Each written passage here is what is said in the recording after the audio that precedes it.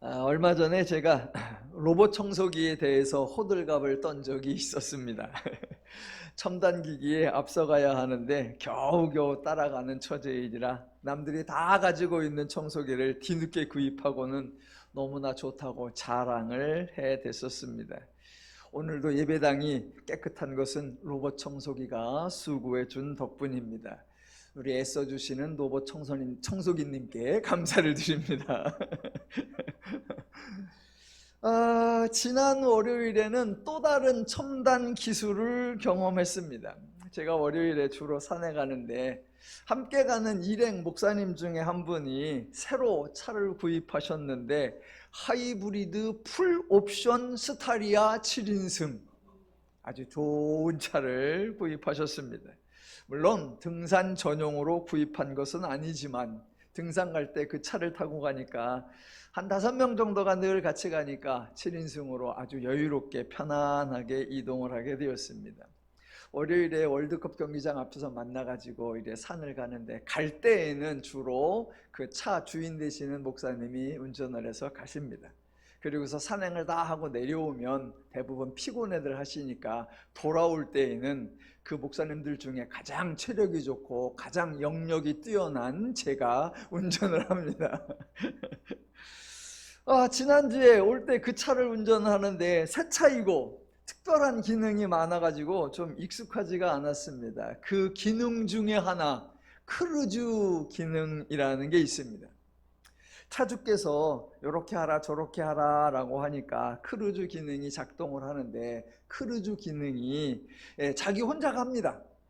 속도를 어느 정도에 맞춰서 해놓으면은 고속도로 가다가 예를 들어 속도 제한 구역 그러면 자기가 알아서 속도를 줄입니다. 그리고 그 구간을 지나면 자기가 알아서 속도를 또 빨리 가게 합니다. 또 그렇게 가는데 다른 차가 끼어들어서 조금 위험해지면 자기가 알아서 속도를 또 줄입니다. 그래서 아주 수월해요. 또 가다가 혹시라도 제가 딴전 피다가 차선을 이동할 것 같으면 띵동띵동 거리면서 차선을 똑바로 보라고 아주 주의를 주기도 합니다. 제가 처음 그 기능을 한번 써보니까 아주 신기했습니다. 원래 운전할 때는 운전대 꽉 잡고 빨리 갈 때는 악셀 세게 밟고 위험하면 브레이크 급하게 밟고 집중해서 가는 게 정상인데 크루즈 켜놓고 가니까 그저 손만 이렇게 대고 있으면 지가 알아서 다 해요. 와, 너무 편하더라고요. 근데 그날은 제가 처음으로 그 기능을 써보는 날이에요. 그래서 하라는 대로 해가지고 작동을 해서 갈 때는 좋았어요. 한참 가다 보니까 다른 차 하나가 이렇게 들어옵니다. 원래는 그냥 기다리면 돼요. 그게 들어오면 크루즈가 알아서 차간 거리를 조정해 줍니다. 저는 아직 익숙하지 않으니까 한 대가 쑥 들어오니까 제가 얼른 브레이크를 밟아버렸죠. 그 크루즈 기능은 브레이크를 밟는 순간 기능이 해제가 돼버려요. 그래갖고 원래대로 해야 돼요. 자, 지금부터 중요한 겁니다.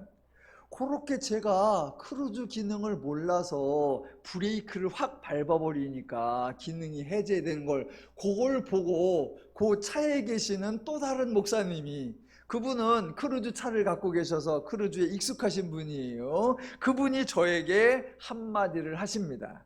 이렇게 하셨어요. 곽 목사님, 이것으로 이번 주에 설교를 좀 해봐요. 크루즈 기능을 믿어야 돼. 앞차의 거리가 가까워져서 위험할 것 같아서 브레이크를 갔지만 크루즈가 알아서 할 건데 크루즈를 믿지 않아서 본인이 운전을 힘들게 하는 거예요. 그것처럼 하나님을 절대적으로 믿어야 한다고. 하나님을 믿지 않으면 내가 수고해야 되고 내가 힘들어진다고. 그만큼 믿음이 중요하다고 설교해봐요. 그러니까 차에 타고 갔던 다른 목사님들도 와, 그거 좋은 설교 자료네. 우리가 산에 놀러 다니는 게 아니라 설교 준비하러 다니는 거죠? 그러면서 한바탕 웃었습니다. 그래서 실제로 오늘 설교에 크루즈 이야기를 하고 있습니다.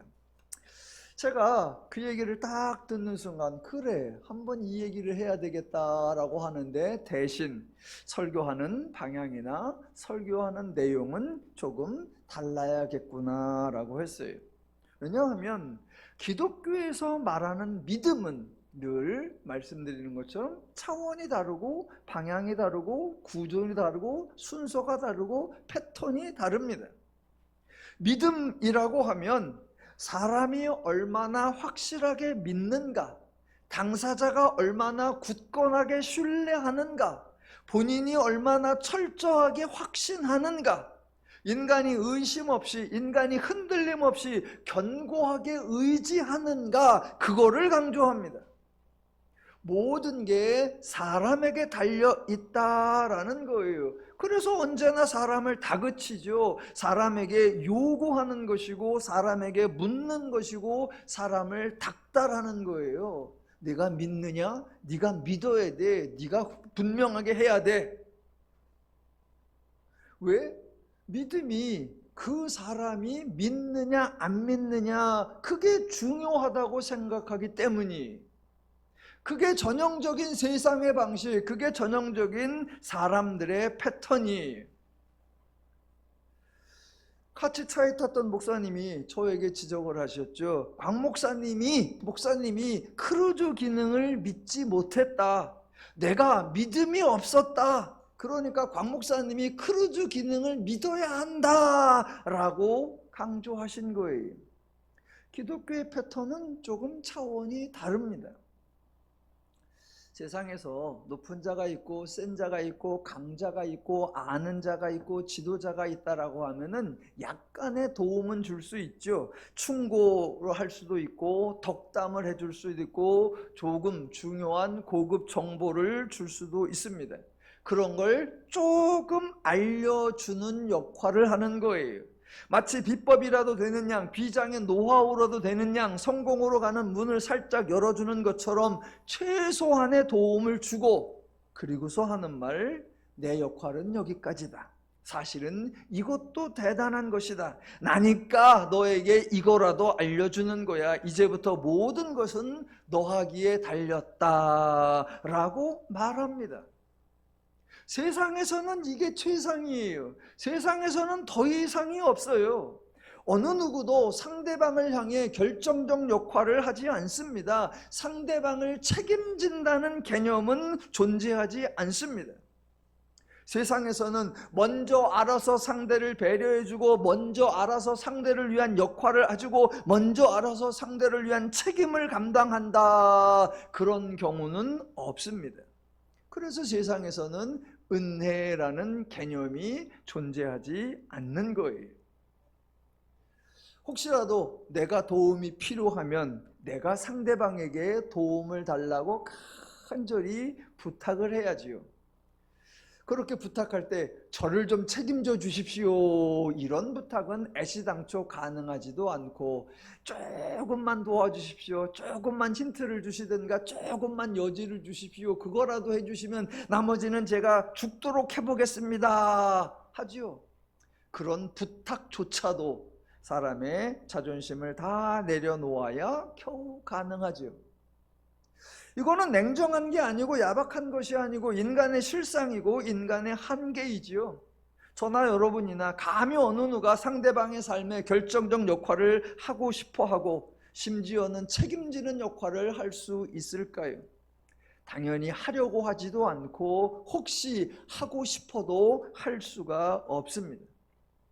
그런데 기독교는 다르죠. 순서가 다르고 구조가 다르고 방식이 다르고 역할이 다르고 내용이 다르고 원리가 다르죠. 그래서 기독교에서 믿음을 언급할 때에는 사람에게 내가 믿느냐라고 묻는 것이 아닙니다.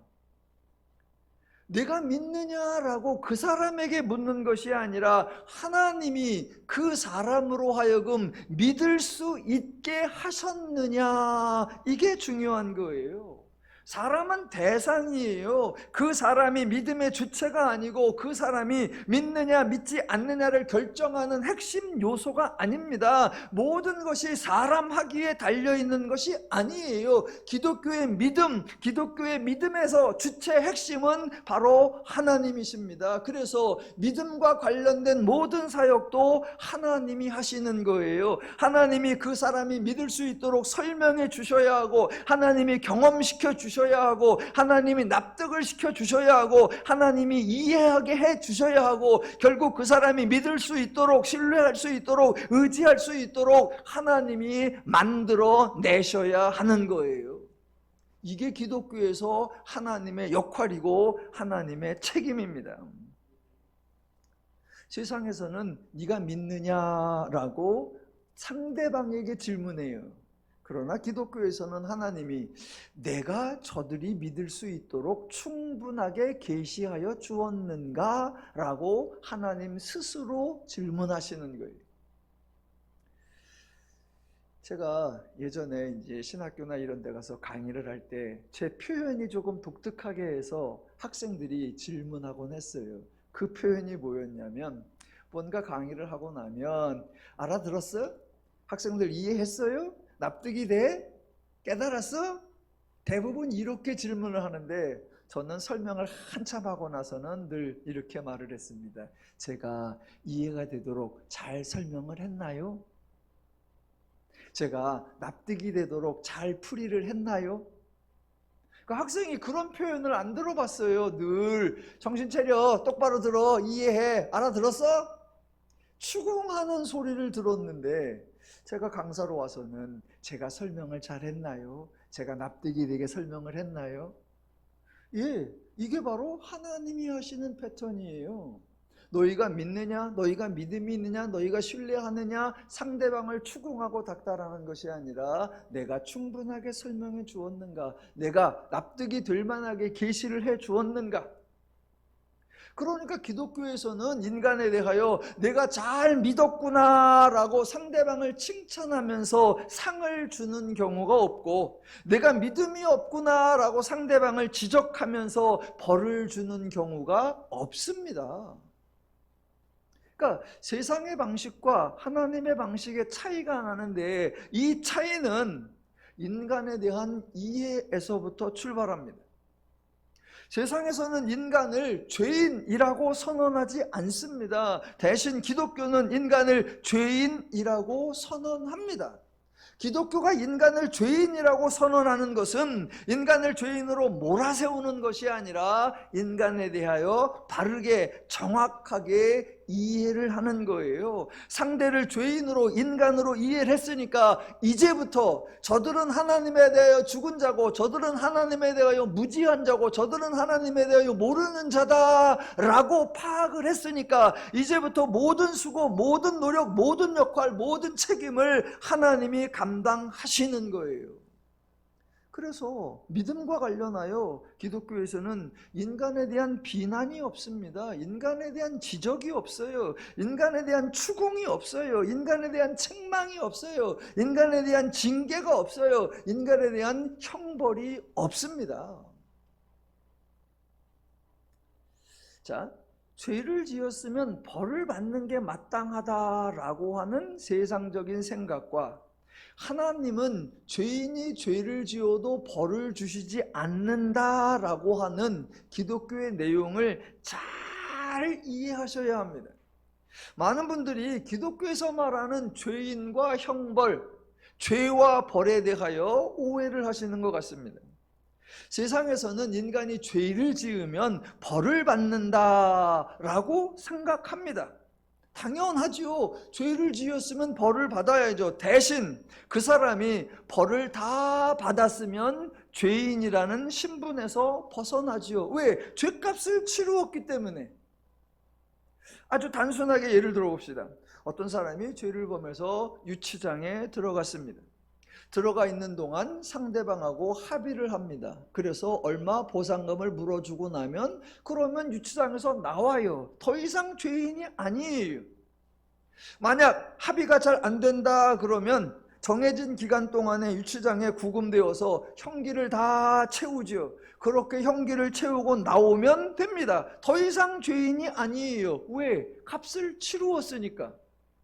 그렇게 죄값을 치르고 나온 사람, 굳이 표현을 하자면 전과자, 즉 전에 죄를 지었던 사람, 다른 말로 하면 지금은 죄인이 아니다라는 거예요. 이게 세상의 방식이에요. 그런데 기독교에서는 인간이 죄를 지어 죄인이 되었습니다. 따로 벌금을 낸 것이 아니고 그렇다고 유치장에 들어간 것이 아니고 존재 자체가 죄인으로 바뀌어 버린 거예요. 죄인이 된 것 자체가 하나님이 내린 벌이 아니라 죄의 결과이지만 세상의 기준으로 보면 그게 벌입니다. 일정 금액을 내고 죄인에서 풀려나는 것 아니고, 일정 기간 구금되어 있어서 죄인으로 풀려나는 것 아니고, 일정한 사회 봉사활동이나 법이 정하는 일을 행한다고 죄인에서 풀려나는 게 아니에요. 존재가 죄인이 되어 버렸어요. 그 죄인의 존재, 그 죄인의 실체, 그 죄인의 상황을 정확하게 설명해 주는 게 창세기 6장 5절. 한 1000번쯤 읽었을 텐데 1001번째 읽어볼게요. 사람의 죄악이 세상에 가득함과 그의 마음으로 생각하는 모든 것이 항상 악할 뿐임을.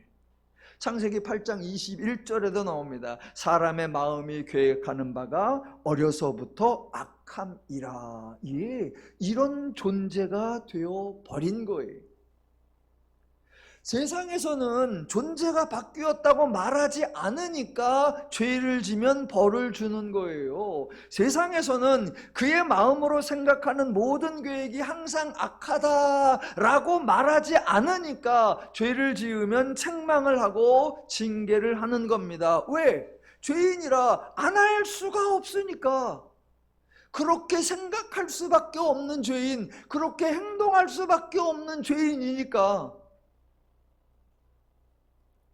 그런데 기독교는 존재가 바뀌었다고 말합니다. 사람의 마음이 계획하는 바가 어려서부터 항상 악하다고 말을 하잖아요. 그런 사람에게 너 왜 악을 행하느냐라고 추궁하는 거 의미가 없습니다. 너 왜 악한 행동을 하느냐라고 비난하는 거 아무 소용이 없습니다. 원래 그런 사람이야. 그래서 그런 생각을 하고, 그래서 그런 행동을 하는데 그걸 어떻게 지적을 하고 그걸 어떻게 비난을 합니까? 지적을 한다고 달라지는 것이 아니고 벌을 준다고 바뀌는 것도 아닌데 지적과 벌이 무슨 의미, 무슨 가치, 무슨 소용이 있습니까? 그 기독교는 둘 중에 하나만 해야 돼요. 인간을 죄인이다 라고 선포하면 벌이라는 말을 하지 말아야 되고, 하나님이 벌을 주신다 라고 강조하고 싶으면 죄인이다 라는 선포를 하지 말아야 합니다. 더누림교회에서는 성경의 가르침을 따라 인간이 죄인이라고 선포하고 있습니다. 그래서 신앙과 관련된 모든 내용, 믿음과 관련된 모든 내용, 하나님과 관련된 모든 사역은 전적으로 하나님이 주관하고 하나님이 사역하고 하나님이 책임지십니다 라고 선포하는 거예요. 하나님이 죄인에게 믿음을 주셔야 하고, 하나님이 죄인이 믿을 수 있도록, 하나님을 신뢰할 수 있도록, 하나님을 의지할 수 있도록 하나님이 수고해서 하나님이 믿음을 만들어 내셔야 합니다. 그래서 성경은 누구 얘기를 한다? 하나님 얘기를 하는 거예요. 하나님이 하신 일을 이야기하고, 하나님이 하시는 일을 이야기하고, 하나님이 하실 일을 이야기하고, 하나님이 수고하고 하나님이 역사에서 만들어내고 이루어내고 성취해내고 완성하신 그 결과를 우리에게 베풀어 주신다라고 기쁜 소식, 복음을 전하는 거예요. 성경이 그렇게 하는 것처럼 저도 그렇게 선포하는 거예요. 하나님이 하셨던 일, 지금도 하나님이 하시고 계시는 일, 앞으로도 하나님이 하실 일, 하나님이 우리에게 기쁜 소식, 복음을 전하는 그 내용을 또 설명하고 또 설명하고 또 전달하고 또 전달하는 거예요. 하나님이 언제까지 하신다? 우리가 믿음이 강성해질 때까지. 더누림교회가 언제까지 이거를 선포한다? 성도님들이 하나님을 알고 하나님의 은혜를 알고 하나님의 원리를 알아서 실천하여 풍성하게 누릴 때까지. 여러분은 하나님을 아시게 될 것이고 여러분은 하나님의 은혜와 복록을 누리게 되시고야 말 것인 줄로 믿습니다. 예.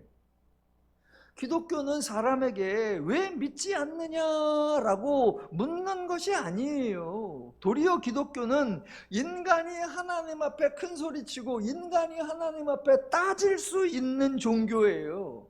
하나님이 너 왜 안 믿어? 라고 묻는 게 아니라 인간이 하나님을 향하여 도대체 어떻게 믿으라는 거예요? 이게 믿어집니까? 라고 인간이 따질 수 있는 거예요. 실제로 복음서에 보면 예수님께서 사역을 하시고 예수님께서 설교를 하시니까 사람들이 와서 예수님에게 요구한 게 있어요. 우리에게 표적을 보여달라라고 합니다. 여러분, 이 요구가 무례한 요구가 아니라 이 요구가 당연한 거예요. 죄인들이 하나님을 믿을 수 있도록 보여달라, 알려달라, 가르쳐달라, 입증해달라, 당연하죠.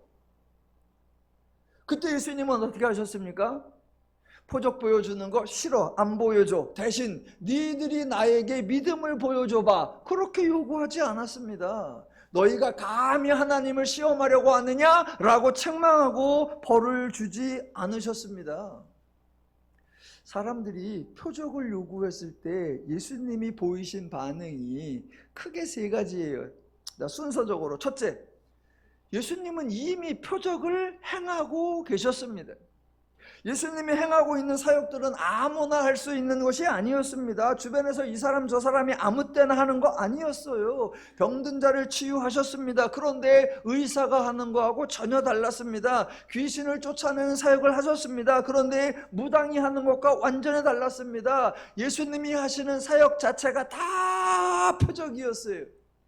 오병이어를 행하신 것 표적이었고, 바다 위를 걸으시는 것 표적이었고, 바람을 단단케 하는 것 표적이었고, 더 나아가 죄인의 집에 들어가 죄인들과 어울리는 것 그것도 표적이었고, 모든 게 다 표적이었습니다. 예수님은 이미 표적을 보여주고 계셨어요.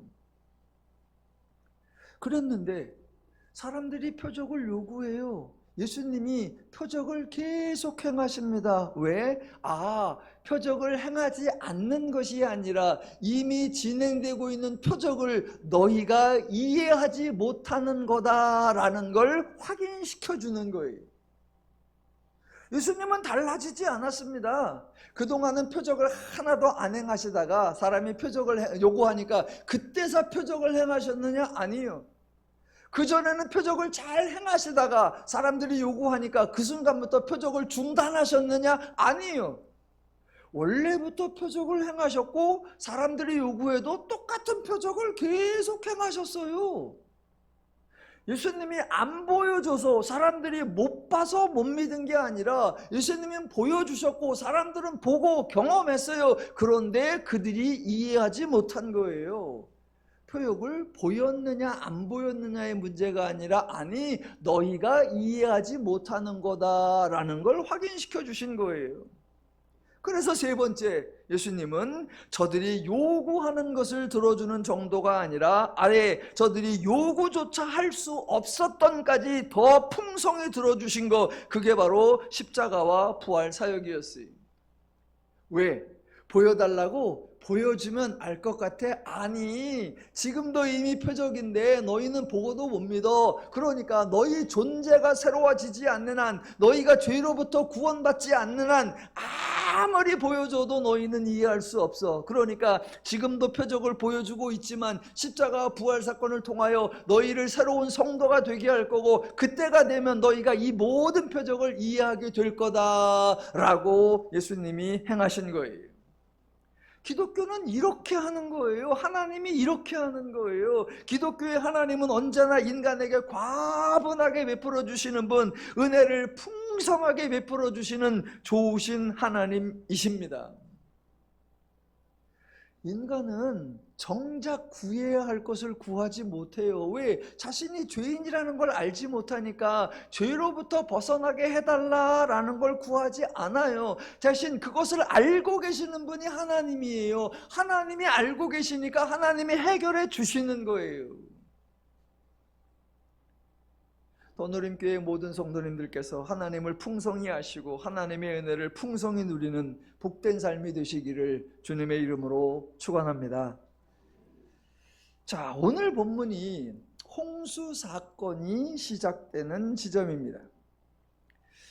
홍수 사건을 어떻게 설명을 할까? 아주 단순하게 하려면 여러분, 인간이 죄를 지어서 하나님이 홍수로 인간을 쓸어버리셨습니다. 죄 지으면 하나님 앞에 천벌받습니다 라고 끝나면 돼요.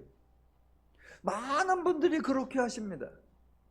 만약 저와 여러분이 창세기를 순서적으로 강해하는 것이 아니라 오늘은 여기 본문 정해서 여기 설교를 하고 다음 주에는 다른 본문 정해서 다른 설교를 하고 그러면 인간이 죄를 지어서 하나님이 홍수로 벌 준 거야 라고 해버리면 돼요. 그렇지 않으면 아예 홍수 본문은 설교 본문으로 정하지 않고 그냥 건너뛰면 됩니다. 그런데 저와 여러분이 창세기 강해를 하면서 하나하나 풀어가고 있습니다. 그래서 오늘 홍수 사건을 어떻게 이해해야 하는지, 하나님이 책임지시는 관점이 어떻게 드러나는지 본문을 통해서 확인해 볼 거예요. 자, 한번 생각해 보십시오. 저와 여러분이 기독교인이 아니라고 합시다. 성도가 아니라고 합시다. 교회를 다니지 않는다고 생각을 해봅시다. 그러다가 어느 날 성경을 하나 가지게 되어서 성경을 한번 읽어보자 라고 하는데 그 읽어보니까 구절이 창세기 6장이었다라고 생각해봅시다. 그저 평범한 사람이에요. 상식적으로 생각하고 상식적으로 행동하고 상식적으로 일상을 살아가는 그런 분이 어느 날 성경을 읽는데 창세기 6장이다 이렇게 읽어보니까 저절로 이해가 될까요? 읽어보니까 이런 얘기구나 수긍이 될까요? 납득이 될까요? 창세기 6장 5절에 나오는 이야기하고 창세기 6장 7절에 나오는 이야기가 자연스럽게 연결이 된다고 받아들여질까요? 창세기 5절, 6장 5절, 이래서 창세기 6장 9절 이런 결과가 왔구나 라고 이야 과연 하나님의 말씀이신 성경이라 그런지 너무나 옳은 이야기만 나온다 라고 고개가 끄덕여질까요? 저는 안 됩니다. 한번 보세요. 5절 사람의 죄악이 세상에 가득함과 그의 마음으로 생각하는 모든 계획이 항상 악할 뿐인데 이런 사람에 대하여 땅 위에 사람 지으셨음을 한탄하사. 하나님이 이렇게 만드셨습니까? 만약 하나님이 이렇게 만드셨다면 한탄을 하실 게 아니라 하나님이 벌을 받으셔야 됩니다. 어떻게 이따위로 만들어 놓으셨습니까? 하나님이 이렇게 만들지 않았는데 인간이 타락해서 이렇게 악한 존재가 되어버렸는데 그런 인간에 대하여 7절에서 내가 창조한 사람을 내가 지면에서 쓸어버리되 라고 하면 됩니까? 아니 시각장애인이라 앞이 안 보이는 사람에게 똑바로 보고 다녀 라고 하면 말이 안 됩니다. 미국 사람에게 왜 한국말을 못 알아들어? 라고 하면 말이 안 됩니다. 흑인에게 피부색이 왜 검으세요? 그러면 말이 안 됩니다. 사람의 마음이 계획하는 바가 어려서부터 악함이다 라고 해놓고는 노아는 의인이요 당대의 완전한 자라 라고 하면 말이 안 됩니다. 그 학생은 공부를 너무 못해. 그런데 수능에서 만점을 받았다 라고 하면 말이 안 됩니다. 아이고 그 친구는 운동신경이 전혀 없어. 그저 몸 움직이는 게 곰탱이 같아 라고 해놓고는 올림픽에서 금메달을 땄습니다 라고 하면 말이 안 됩니다. 지금 성경에 기록되어 있는 그대로만 본다면 이거는 성경이어도 말이 안 되고 하나님 말씀이어도 말이 안 되고 그냥 일반 서적이어도 말이 안 됩니다. 제가 설교 준비하면서 늘 주석을 참고해요. 내가 하는 말이 맞나 확인을 하기도 하고, 내가 모르는 것을 설명해 주기도 하나라고 해서 주석을 늘 점검을 해요. 창세기 강의를 하면서 주석을 비싼 걸 여러 개를 샀어요. 그래서 매 토요일마다 설교 준비를 어느 정도 끝내놓고는 점검을 해요. 제가 가지고 있는 주석 중에 하나, 창세기 두꺼운 게 있습니다. 거의 6만 원씩이나 주고 산 건데, 그 책이 저자가 있어요. 그러면 책걸피의 저자 서문에 이렇게 나옵니다. 이 학자가 현재 살아있는 전 세계의 구약학자 중에 가장 유명한 학자예요. 그 사람 전공이 창세기예요. 그래서 창세기 주석을 썼어요. 이 주석책이 얼마나 유명하다고 훌륭하다고 했느냐면, 2002년도에 미국 복음주의 출판협의회, 그런 데서 수여하는 골드 메달리언 어워드, 좋은 책이라는 상을 받은 그런 창세기 주석책이에요.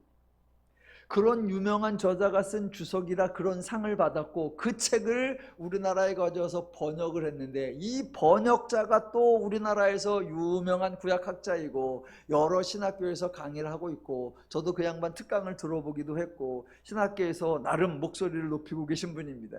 그런 유명한 학자가 그런 훌륭한 책을 써서 그런 유명한 분이 번역을 해가지고 나와 있는 책, 그 중에 제가 이 홍수 사건에 관련된 부분을 읽어보니까 이렇게 써 있습니다. 그대로 제가 읽어볼게요. 하나님은 노아를 신뢰할 수 있을까? 분명히 하나님은 그 언약의 창시자이지만 이 언약은 노아의 충실한 이행 없이는 효력이 발휘될 수 없다. 만일 노아가 방주를 지어 승선하지 않는다면 노아와 모든 생물은 멸망할 뿐만 아니라 아담을 통해 땅을 정복한다는 하나님의 목적과 여자의 씨를 통해 뱀을 무찌르겠다는 구원의 약속도 소멸될 것이다. 구원사의 미래는 노아의 믿음에 달려있다. 제가 읽고 깜짝 놀랐습니다. 어떻게 이렇게 어마어마한 오해와 왜곡이 가능할까? 아니, 현재 가장 저명하다고 하는 학자가 가장 탁월하다고 쓴 그 책에 이렇게 기록되어 있어요. 제가 한 번을 읽고 두 번을 읽고 그리고 나서 결국은 어떻게 했을까요? 볼펜을 들고 X표를 세게 긋죠. 아니요. 구원사의 미래는 노아의 믿음에 달려있다? 아니요. 택도 없습니다. 구원사의 미래는 누구에게 달려있다? 하나님에게 달려있다. 아이고, 그래도 노아가 없었으면 안 됐잖아요. 아니요. 노아가 없었으면 어떻게 된다? 암시랑 또 한다. 노아가 없어도 아무 상관없다. 복음서의 표현으로 예를 들어준 적이 있죠. 너희가 하나님을 찬양하지 않으면 이 돌들로도 소리 지르게 하리라. 노아가 배를 안 지어 하나님이 다른 방법으로 만들어내시고, 노아가 배를 안 타 하나님이 다른 방법으로 해내시고, 어느 누구도 나서지 않아 하나님은 돌멩이로도 하나님은 나무떼기로도 모든 것을 해낼 수 있는 거예요. 모든 건 누구에게 달렸다? 하나님에게. 그런데 어떻게 기독교가 구원사의 미래는 노아의 믿음에 달려있다 이렇게 말할 수가 있나? 전혀 그렇지 않습니다. 자, 지난주에 오늘 본문을 이해할 수 있는 중요한 단어로 부패하여라는 단어를 설명드렸습니다. 인간이 부패하여 땅이 부패했다. 즉 세상이 부패했다. 그렇게 인간이 부패하고 세상이 부패하니까 그 결과로 끝날이 이르렀다라고 말씀드렸습니다. 여기 나오는 부패하여라는 단어가 본문에는 멸하리라 또는 멸절하리라 라고 번역되어 있다고 했습니다. 너희가 부패하여 세상을 부패하게 해서 너희가 세상을 멸절시킨다라고요. 자신들이 한 행동으로 말미암아 자신들이 망하는 것을 뭐라고 합니까? 자멸이라고 합니다. 성경에 나오는 많은 사건들은 죄인들이 자멸하는 경우입니다. 죄인이 죄된 행동을 해서 나쁜 결과를 자초하고 그래서 저절로 불행을 당하고 고난과 시련과 역경을 당하는 거예요. 인간이 자멸하는 거예요. 결단코 인간이 죄를 행하니까 하나님이 심판해서 하나님이 징계와 형벌을 내려서 인간을 불행하게 만드는 역사가 아닙니다. 죄인 스스로 자멸하는 거예요. 그렇게 죄인이 자멸할 때 하나님은 구원의 손길을 펼쳐내시는 거예요. 지난주 중에 한 2주 동안 자멸하는 경우 두 가지를 봤어요. 그냥 하나 예를 들어볼게요. 우리나라 여자 운동선수 중에 세계 랭킹 1위인 선수가 있습니다. 물론 양궁도 잘해가지고 세계 랭킹 1위가 있고 쇼트트랙에서도 우리나라 여자 선수들 잘해갖고 세계 랭킹 1위가 있지만 너무나 압도적으로 오랜 기간 세계 랭킹 1위를 지키고 있는 대단한 여자 선수가 하나 있습니다. 배드민턴의 안세영이라는 선수. 예, 올림픽에서 금메달도 땄고요. 작년에는 여러 대회를 나가가지고 자그마치 11대회나 11번 우승을 해서 배드민턴 역사의 여자 선수 부분 신기록을 세웠어요. 한 해에 11번 우승을 해내는 엄청난 선수. 그런 선수가 얼마 전에 한 2주 전에 세계 배드민턴 대회 중에 가장 권위가 있고 가장 상금이 많은 대회가 영국에서 주관하는 전영 오픈, 올 잉글랜드 오픈 대회예요. 그 대회에 나갔어요. 작년에 우승을 해서 올해 또 우승을 해서 2연패가 가능할 거다라고 예상을 했는데 결승에서 졌어요. 준우승을 했어요. 물론 준우승도 잘했죠. 그런데 저도 그 경기를 봤는데 그동안은 이 선수가 젊고 체력이 좋으니까 상대방을 진 빼는 작전을 해요. 그러니까 쉽게 공격을 안 하고 상대방을 공격하게 해. 계속 받아내. 상대방이 뛰게 만드는 거예요. 그래갖고 1세트는 지는 경우가 많아요. 1세트는 한 21대 15, 21대 17 이렇게 지는 동안 상대방을 녹초를 만들어놔. 그래갖고 상대방이 이제 다 지쳐서 2세트부터는 이제 막 갖다 공격을 해야 되는 거여서 21대 10, 21대 5 마구잡이로 이겨. 그게 이제 안세영의 캐릭터였어요. 그런데 이번 전용 오픈에서는 패턴을 좀 바꿨나 봐요. 본인이 먼저 공격을 시도했습니다. 본인이 공격을 의도해서 따면 공격 포인트가 되고 내가 했는데 점수를 잃으면 에라 또는 범실이라고 하잖아요. 이번 결승전에는 본인이 공격을 시도하니 범실이 너무 많아요. 상대방이 공격을 잘해가지고 상대방이 점수를 따가면 그건 그런데 본인이 실수를 계속해서 본인이 실수를 많이 내줘요. 그러더니 결국 1세트도 지더니 2세트도 졌어요. 본인이 공격을 해서 본인이 아웃을 시키고 본인이 네트에 쳐받고 본인이 실수를 해서 본인이 점수를 내줘서 본인이 졌어. 그걸 뭐라고 한다? 스포츠에서는 쓰지 않는 용어지만 그게 자멸이에요. 자멸. 이 선수가 경기 중에 실수를 많이 했다고 해서 감독이나 코치가 우승을 못하게 한 게 아니고 이 선수가 에러를 많이 했다고 해서 심판이 패배라는 벌을 내린 게 아니에요. 자기 행동에 의한 결과 말 그대로 자멸입니다. 저도 안세영 선수를 되게 좋아하는데 자멸하는 모습을 보고 많이 속상했어요. 하나 더, 지난 주간에 스포츠 얘기 하나만 더 할게요. WBC 월드 베이스볼 클래식이라고 하고 야구 대회가 있었어요. 우리나라가 일본에서 예선전을 했는데 기적적으로 예선을 통과해가지고 전 세계를 타고 미국에 가서 이제 8강전을 했습니다. 상대는 우승 후보 도미니카 공화국이었습니다. 전문가들이 모두 도미니카가 압도적으로 승리할 거다. 왜? 수준 차이가 나요. 도미니카는 선수가 한 20명 동안 전부 다 메이저리그야. 그러니까 이거는 압도적으로 도미니카가 이길 거다 예상을 했는데 실제 경기를 하니까 10대 빵 7회 콜드 게임을 당했습니다. 우리나라 투수는 나오는 투수마다 다 안타 맞고 볼넷 내주고 안타 맞고 볼넷 내주고 폭투하고 어떻게 해볼 수가 없어. 상대방이 치면 또 수비가 에러를 해. 상대방이 워낙 잘하니까 어쩔 수가 없어. 반대로 또 상대 투수가 나오면 우리 타자들이 하나도 못 쳐. 삼진. 그러니 경기가 원래 야구는 9회까지 하는데 7회에 10대 빵. 그래서 7회에 끝나요. 이 경기는 더 이상 해봐도 가능성이 없다. 그런 걸 콜드게임이라고 하는데, 그래서 10대 빵으로 7회 콜드게임으로 졌습니다. 상대방은 너무 잘하고 내 쪽에서는 어떻게 해볼 수가 없어. 그래서 하는 게 다 실수고 하는 게 다 에라야. 그래서 내가 졌어. 뭐라고 한다? 차멸. 그 모습을 인간의 모습으로 보여주는 게 창세기 6장이에요. 자, 창세기 6장에는 전혀 반대되는 내용이 2번 연달아 나옵니다. 2번 연달아. 자, 그 중에 하나가 여러 번 했던 거 5절과 7절이에요. 5절과 7절. 이 구절은 너무 많이 읽었지만, 그래서 아마 익숙하시겠지만 한 번 더 읽어볼게요. 5절. 자, 사람의 죄악이 세상에 가득함과 그의 마음으로 생각하는 모든 계획이 항상 악할 뿐임. 자, 요거하고 7절.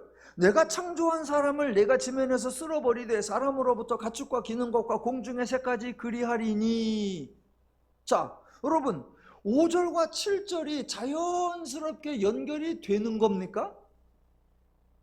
많은 분들은 5절과 7절이 자연스럽게 연결이 된다고 생각해요. 5절에서 사람의 죄를 지었대. 그러니까 7절에서 하나님이 벌을 주신다잖아. 죄를 지니까 벌을 주는 거 당연하지 라고 생각하십니다. 아니요, 그러시면 안 됩니다. 5절과 7절은 내용이 전혀 맞지 않는 거예요. 왜? 5절에 뭐라고 했다?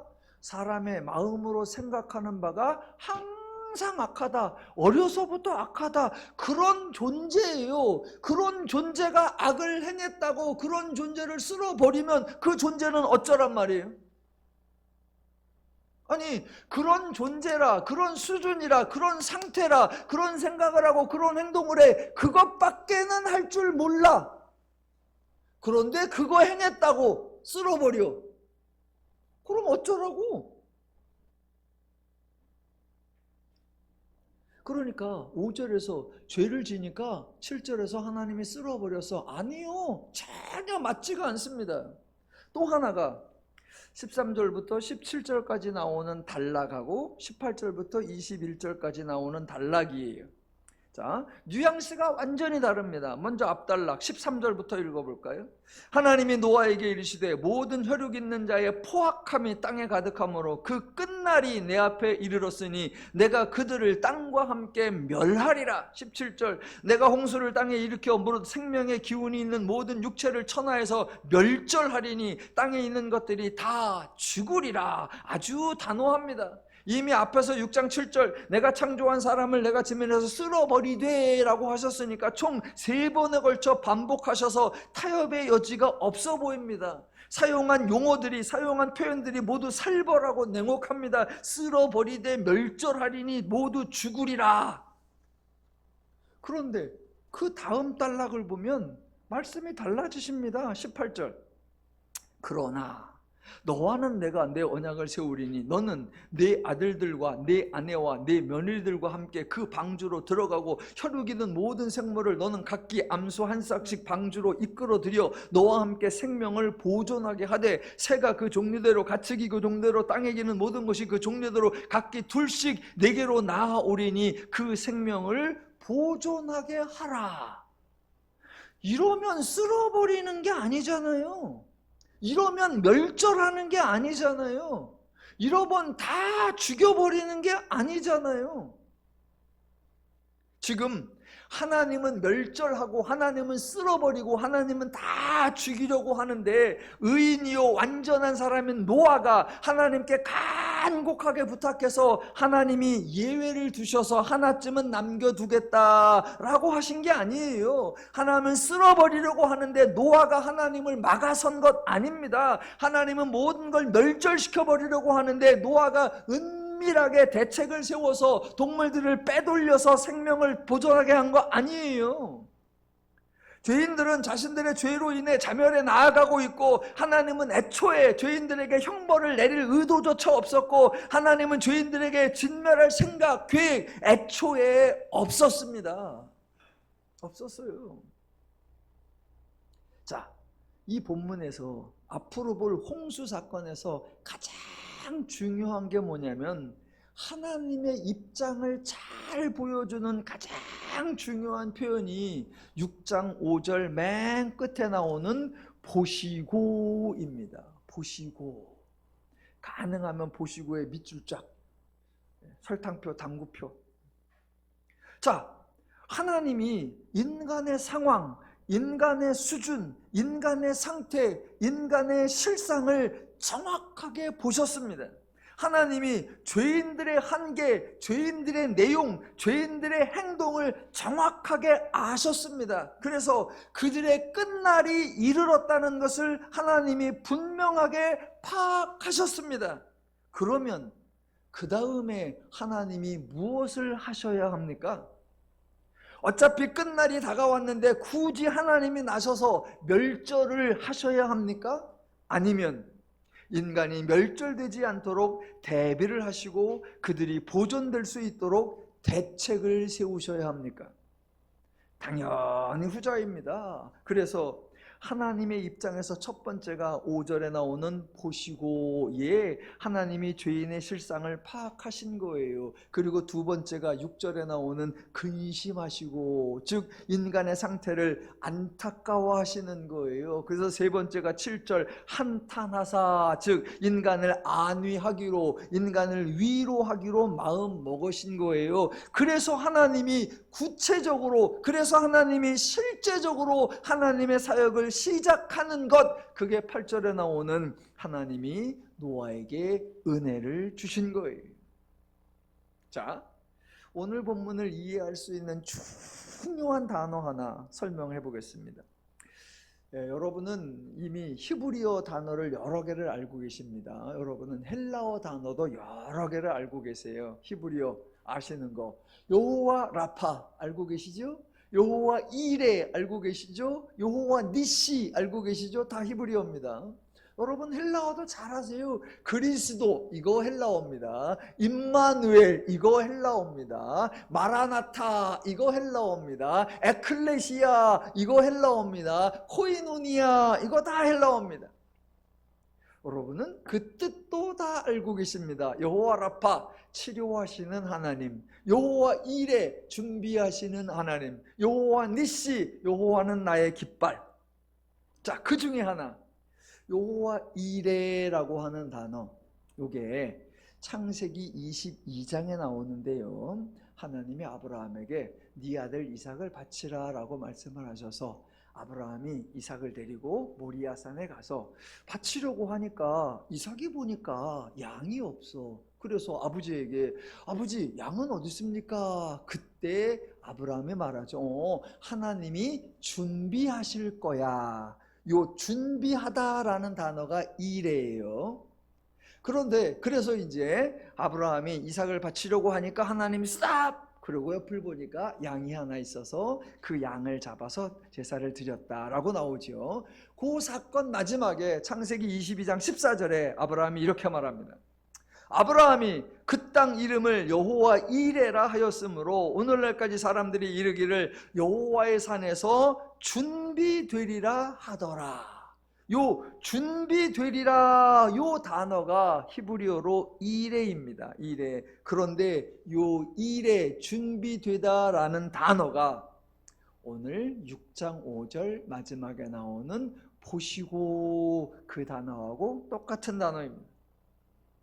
그러니까 이레라고 하는 단어의 원래 기본적인 뜻이 보다예요.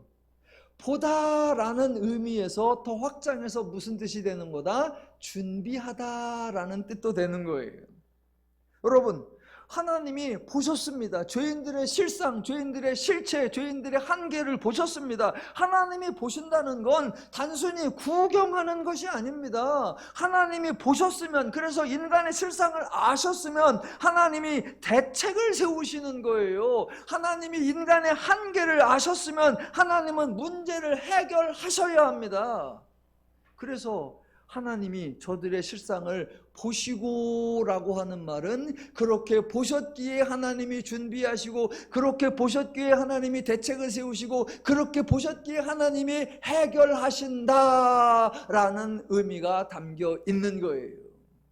그래서 여호와 이레라고 하는 건 창세기 22장에 가서야 등장하는 게 아니라 이미 창세기 6장에서 너희가 생각하는 바가 어려서부터 악함이고 그래서 그 끝남이 일어났다는 것을 내가 보았다. 그래서 내가 너희를 구원하기 위한 대책을 시작하노라. 그 시작이 뭐다? 노아에게 은혜를 주시더라.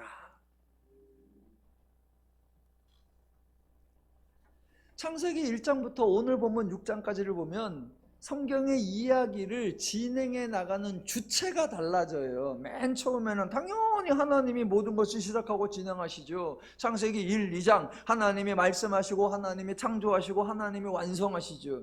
1, 2장에는 하나님의 말씀과 하나님의 행동이 나오지 인간 행동이 안 나와요. 그러다 창세기 3장으로 넘어가면 주체가 바뀌어요. 이제부터는 인간이 행합니다. 인간이 선악을 알게 하는 나무 열매를 따먹고, 인간이 하나님을 피하여 숨고, 인간이 말도 많이 하고, 4장에 가서 인간이 인간을 죽이는 행동을 하고, 인간이 인간을 협박하는 강포를 행합니다. 그렇게 인간의 행동하는 결과가 5장에서 각 사람이 죽었다라고 나오고, 6장에서 모든 인간, 모든 생명 있는 것들의 끝날이 이르러 자멸한다라고 나옵니다.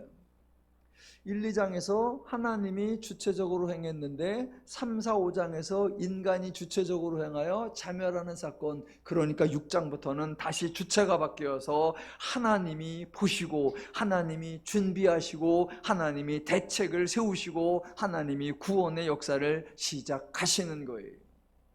그래서 홍수 사건에 노아가 진행자가 아니고 하나님이 진행자이고, 노아가 책임자가 아니고 하나님이 책임자이고, 노아가 구원자가 아니고 하나님이 구원자이십니다. 노아가 의롭고 완전한 것이 아니고, 노아가 방주를 구성한 것이 아니고, 노아가 동물들을 끌어모은 것이 아니고, 노아가 생명을 보존하려고 애쓰는 것이 아닙니다. 그래서 본문에는 노아의 생각, 노아의 계획, 노아의 행동에 대해서는 한마디도 언급하지 않습니다. 왜? 노아도 죄인으로서 죄인의 실체에 대하여 모르고, 노아도 죄인으로서 죄악에 관영하여 그 끝날이 이르렀다는 사실을 모릅니다. 그러니까 노아가 어떤 준비도 어떤 대책도 염두에 둔 것이 없습니다. 노아는 스스로 단 하나도 구상한 것이 없고, 노아는 자발적으로 단 하나도 시도한 것이 없습니다. 모든 것 누가 시작하신다? 하나님이. 모든 것 누가 진행하신다? 하나님이. 모든 것 누가 책임지신다? 하나님이. 그래서 하나님이 노아를 의롭게 여겨주시고, 하나님이 노아에게 방주를 만들게 하시고, 하나님이 노아에게 동물들이 나오게 하시고, 하나님이 노아를 통해 생명을 보존하게 하십니다. 하나님이 보신다. 노아가 잘하나 구경하는 게 아니고, 노아가 일을 맡게 하나 관찰하는 게 아니에요. 하나님이 노아를 보셨다. 하나님이 노아를 통해 인간 구원의 역사를 하나님이 진행하신다. 하나님이 책임하신다라는 거예요. 노아가 없었으면 어쩔 뻔했어. 암시랑 또 안 하다니까요. 우리는 노아 같은 인물이 있어야 돼. 지금 이 시대에도 노아 같은 신실한 자가 나와야 돼. 그런 말을 해야 되는 게 아니라, 하나님이 우리를 보고 계시고, 하나님이 우리의 기도를 들어주시고, 하나님이 우리와 함께 하시니 하나님이 우리를 행복하게 은혜를 더하실 것이다. 그 하나님을 신뢰하고 믿게 되는 것입니다. 기독교는 하나님이 일하시는 종교입니다. 기독교는 하나님이 좋은 것을 만들어내어 인간에게 행복이라는 선물을 주시는 거예요. 오늘 설교에 맨 처음으로 와볼까요? 제가 크루즈 기능을 잘 몰라서 브레이크를 밟아갖고 해제를 시키니까 저보러 크루즈 기능을 믿으라고, 크루즈 기능을 신뢰하라고, 본인이 믿음이 없어 그런 거라고 그렇게 말할 게 아니라, 크루즈 기능은 이렇게 작동하니까 라고 설명을 해줘야지요. 한번 써보라고. 그래서 차를 한 달간 저에게 줘야지요. 그래서 제가 한 달간 크루즈를 마음 놓고 써봐가지고, 크루즈가 믿을만 하구나, 크루즈가 신뢰할만 하구나, 이 정도면 크루즈 탈만 하구나 할 때까지 그 차를 나한테 줘야지. 우리 하나님은 그렇게 하시는 좋으신 하나님이십니다. 오늘도 예배의 자리에 와주셔서 감사하고 선포되는 복음을 잘 들어주셔서 감사합니다. 매주마다 하나님의 복음이 저와 여러분의 심령에 차곡차곡 쌓여가고 있고, 저와 여러분이 복음에 스며들고 있고, 저와 여러분의 믿음이 건강하게 자라나고 있습니다. 더늘림교회 모든 성도 여러분, 하나님을 아시고 하나님의 말씀대로 행하셔서 하나님의 은혜와 복락을 풍성히 누리며 사시기를 주님의 이름으로 축원합니다. 기도하겠습니다.